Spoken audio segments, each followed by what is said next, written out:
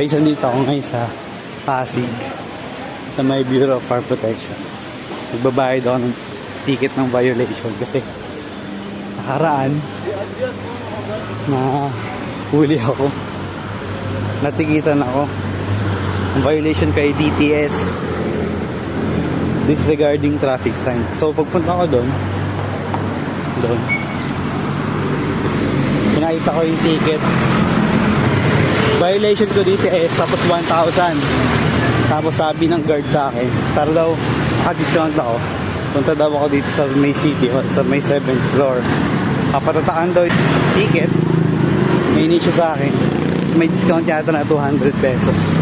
Para 800 na lang yung babayaran ko. Kaya ngayon pupunta ako na ang City Hall ng Pasig. Tapos tinanong ko rin yung guard kung pwede kahit hindi taga Pasig, kasi taga Quezon City ako. So try natin.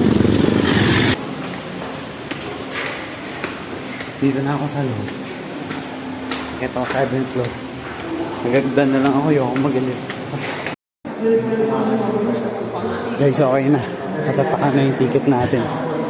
Hindi ko lang na-videohan, pero hindi ko lang na-videohan kasi hinahanap ko kung saan eh.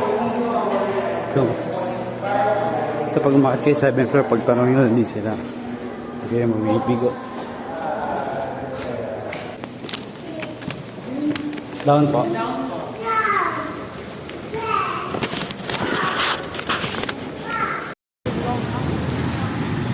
Okay, so natatakan na yung ticket. Tapos balik na tayo dun sa dun sa BFT.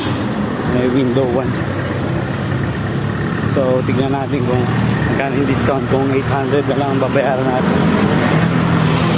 Kung may 200 pesos na discount, check natin.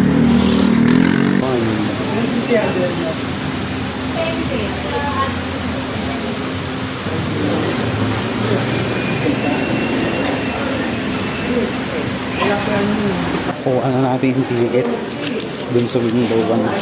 So yun. So bayaran na lang. Bayad tayo dito.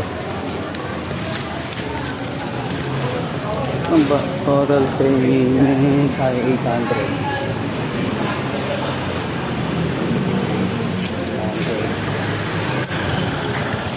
Okay guys, tapos na. Bayaran na natin yung ticket. 800 yung binayaran ko. So, tinanong ko dun sa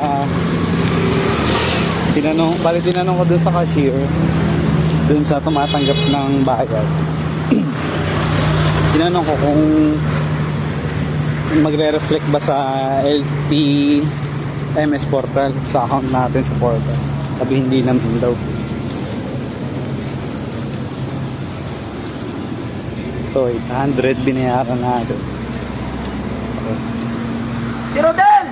Kung ako sa inyo, sumunod na lang tayo sa mga traffic rules para hindi tayo ma-violate.